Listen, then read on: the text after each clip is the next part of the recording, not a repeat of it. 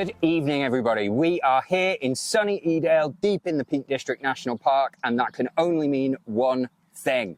It's time for the Montane Summer Spine Races 2023. Now, we've got 4 races setting off over the next couple of days. We thought we better talk you through. So, first up tomorrow morning, 8 o'clock set-off is our Challenger South athletes.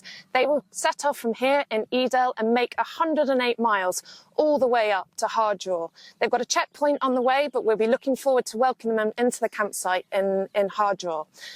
Then, not shortly after, we've got Midday set-off for our sprint athletes. They will be taking on 46 miles, again, of the southern section of the Pennine Way. This is a really challenging race. Whilst it sounds shorter in distance, they've got to go straight overnight, and their cut-off is to get into Hebden Bridge by first thing on Sunday morning. Before, in fact, the runners in the Montane Summer Spine Race have even begun. That's the full length of the Pennine Way. That's the monster. At 8 a.m. on Sunday morning, the athletes in that race will start right here with 268 miles of hard, unsupported running ahead of them.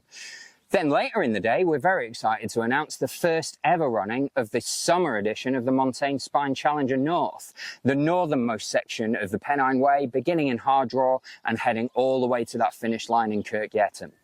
So now you know what races we've got coming up over the next 2 days. We've got Will and Caroline, who are from our spine safety team, who are going to take you through what our runners can expect and what is unique about this summer event.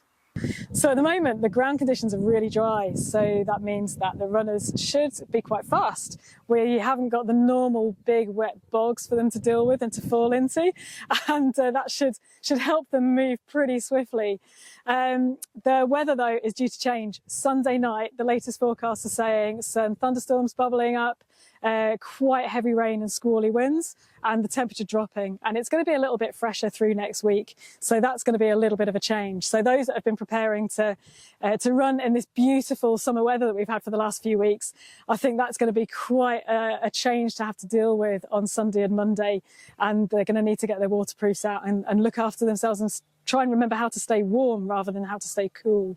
Taking this challenge on in summer is a different beast to taking it on in winter, and it brings with it its own challenges, which are going to be heat, water at the start of the week, moving into thunderstorms in the middle and surviving through to the end brings a whole range of skills required, and people are going to be really tested, you know, both ways, both warm and with the rain as well.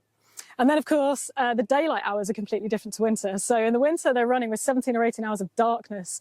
Actually, in the summer, that is a real advantage, because even when it does get dark, it's not really fully dark. The dusk time lasts for 2 hours, and so does the dawn. So actually, navigation should be far more straightforward than at other times of the year. And this means that if the weather is bad, the guys can kind of wait it out and still have some daylight to move at different times of the day and night, so they can kind of tailor their race to their own time zones, really. Hello Spiners, welcome to the Summer Spine Race. I hope you're well prepared. You've been training hard for this, and now this is the time where you get to enjoy the Pennine Way. You've probably been out recceing, so you know this is it. This is the race, so all that preparation is going to pay off. And also a big welcome to all the Spine family, all the volunteers. This would not be possible without you guys. So thank you very much for coming along, and welcome also. And I'm sure to see you all up the course at some point. So thank you from me for turning up. Thank you for coming on the race, and let's make it a great one. So stick with us over the next few days and long into the next week as we follow those dots the full length of the Pennine Way. Good luck to all of our competitors. We all need to bear in mind here that these people have been training and preparing for this for months, much longer for some of them. All that anxiety, all those injury worries, all those nights spent perusing blogs looking for exactly the right bit of kit for every job they've got to think about along the way. You should see the checklists these runners have prepared for every time they go in and out of a checkpoint. There are so many steps involved just in getting to this point. So congratulations already to all of our spiners for getting this far.